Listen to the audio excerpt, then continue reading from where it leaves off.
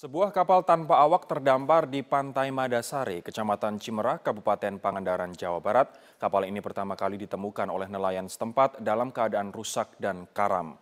Kapal KM Bandar Bahari 07 diduga terbakar di tengah laut dan ditinggal para awaknya. Kondisi kapal dalam keadaan rusak, bahkan sebagian puing-puing kapal yang hancur berserakan di sepanjang Pantai Madasari. Kapal pertama kali ditemukan oleh nelayan setempat yang hendak melaut. Ketika diperiksa, seluruh perlengkapan menangkap ikan masih lengkap. Bahkan persediaan perbekalan ABK pun masih terlihat utuh di dalam kapal. Diduga kapal tersebut berasal dari luar Pangandaran. Hingga kini kapal masih terdampar di Pantai Madasari, sementara pihak kepolisian masih menyelidiki asal-muasal kapal dan mencari pemiliknya.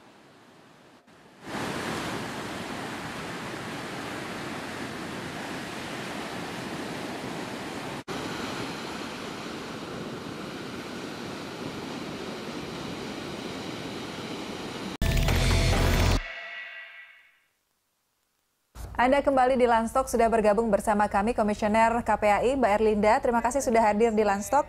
Mbak Erlinda, ini langsung saja hasil dari penelitian Yayasan Lentera Anak, 85% ini sekolah dikepung oleh reklame rokok. Kemudian dari survei Komnas PA di tahun 2012, 99,6% remaja ini terpapar iklan rokok luar-luar. Hanya 0,4 digit luput ya. Itu mengkhawatirkan sekali ya sepertinya kondisinya saat ini untuk anak-anak sekolahan kita. Karena kan kondisi masyarakat kita sendiri yang pada akhirnya karena konsep pembiaran tadi, akhirnya mereka dengan tanpa disadari target sasarannya makin lama makin jumlahnya makin tinggi. Tidak usah jauh-jauh, kita di mana-mana apalagi sekolah negeri itu kiri kanan kan banyak warung. Iya. Sementara iklannya segede-gede gajah kalau anak-anak bilang gitu kan. Otomatis kalau kita balik ke ilmu psikologi, apa yang dilihat anak-anak ya, itu kan langsung diserap ke otaknya. Walaupun memang kita apresiasi sama Pemprov DKI, di mana baliho-baliho tentang rokok untuk jalan-jalan utama kan tidak diperkenankan, gitu.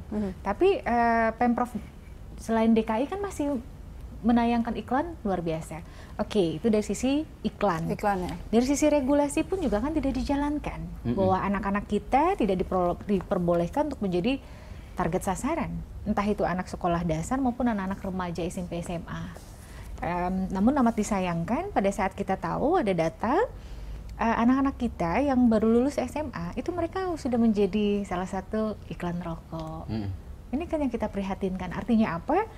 Paradigma dari orang tua itu sendiri pun juga adanya pembiaran, ya. Adanya permisif begitu ya? Iya, seolah-olah dari ya udah, cuman iklan rokok kok. Oke, once. Berikutnya, anak-anak kita jago nih, mereka dalam bakat apa? Olahraga. Ya. Tapi yang sponsornya siapa? Nah, ya. itu nggak perlu dong ya. Itu yang sebelumnya tadi kita obrolin, ya kan? industri rokok itu serigala berbulu domba, Yes. masuk lewat yayasan-yayasan amal gitu ya. Yang kami inginkan harapkan tuh adalah dari pemerintah tuh ketegasan terhadap foundation ini sejauh mana mereka memberikan dukungan.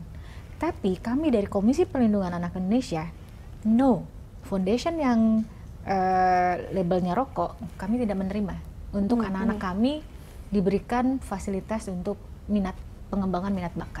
Kami strike di situ karena kalau tidak seperti itu ya tadi musang berbulu domba. Kita bagus kok, kita tahu foundation itu luar biasa, ya kan?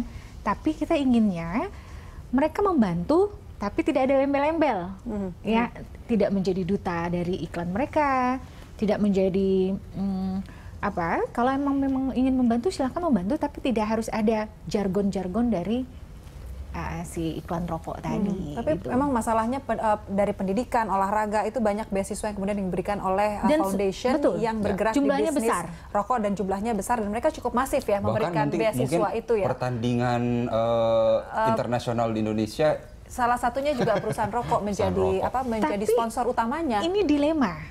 Oke. Kita tahu dong pengembangan minat bakat tidak murah. Iya. Bahkan cenderung sangat mahal. Ya.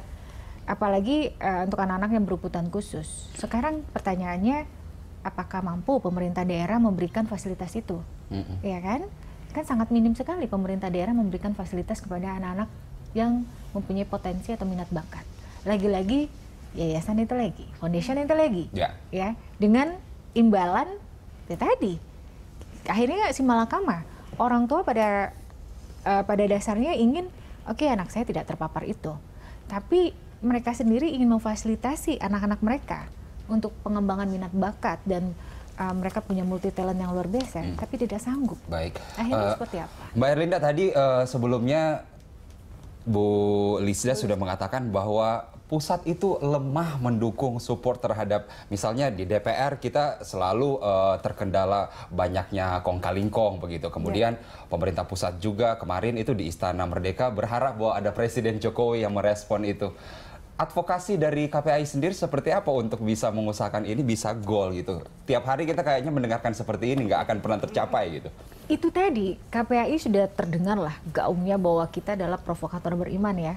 Kita melalui strategi-strategi kita, ayo kita menyuarakan. Jadi kita yang memprovokasi suara-suara yang di bawah hampir nyaris tertelan dengan isu-isu yang lebih eye-catching. Entah isu hate speech, entah isu pilkada, entah isu-isu yang lain. Isu yang ini sepertinya tenggelam. Nah oleh karena itu ya KPAI mempunyai strategi lebih lanjut ya kita bersama masyarakat bawah untuk kita nanti bersama-sama dengan rekan-rekan kita yang ada di komisi-komisi, mereka juga harus aware seperti itu karena mereka yang di atas pun juga kalau kita tidak berikan pemahaman mereka juga tidak ada rasa. Mbak Erlinda, apa yang bisa dilakukan oleh pemerintah pusat, pemerintah daerah untuk bukan menolak mungkin ya, memang tidak ada sama sekali lah foundation yang berbisnis rokok ini untuk menjadi sponsor, memberikan beasiswa kepada sekolah-sekolah, atau mungkin memang pemerintah daerah tidak cukup mampu untuk mengakomodir prestasi siswa yang ada di daerahnya sehingga melibatkan. Sebenarnya masalahnya cuma kecil. Foundation. Apa itu? Tapi sekali lagi ini masalah kecil tapi pada akhirnya masalah besar. Iya. Sebenarnya balik-balik semua ke mental. Mentalitas dari personal mereka, ya mentalitas yang ada di anggota dewan. Tidak semua mental mereka itu yang, mohon maaf, mereka peduli. Banyak juga mentalitas dari oknum di sana. Kapan nih? Saya kemarin pemilihan anggota dewan, saya udah mengeluarkan berapa? Sekarang kita lihat dong, ya kan kepala daerah.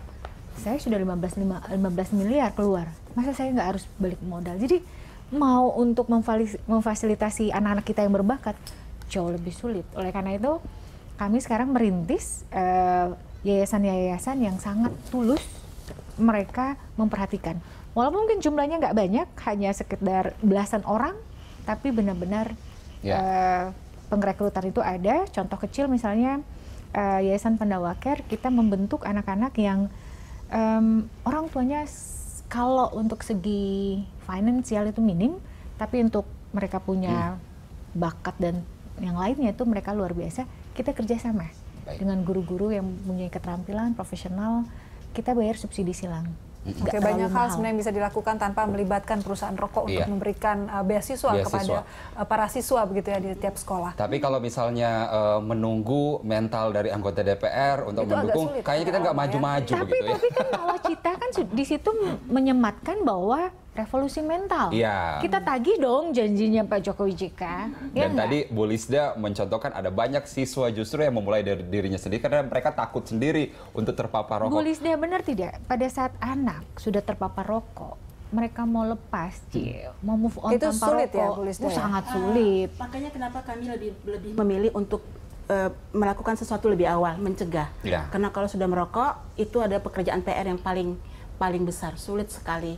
Jadi lebih baik kita mencegah supaya anak-anak itu tidak merokok. Jangan coba dulu merokok, itu sebenarnya prinsipnya. Baik, Bu Lisda, apa yang bisa disampaikan ini terkait dengan semakin masifnya iklan rokok yang mengepung sekolah dan pencegahan untuk anak-anak agar tidak menjadi penikmat rokok ini. Agar nggak jadi target industri rokok gitu.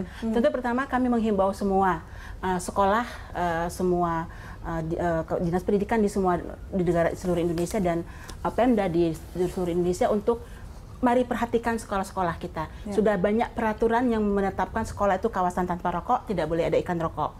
Kami siap bekerja sama, kalau sekarang kami lakukan itu di 5 kota di 90 sekolah, kami siap bekerja sama dengan seluruh Indonesia untuk memperluas kegiatan ini.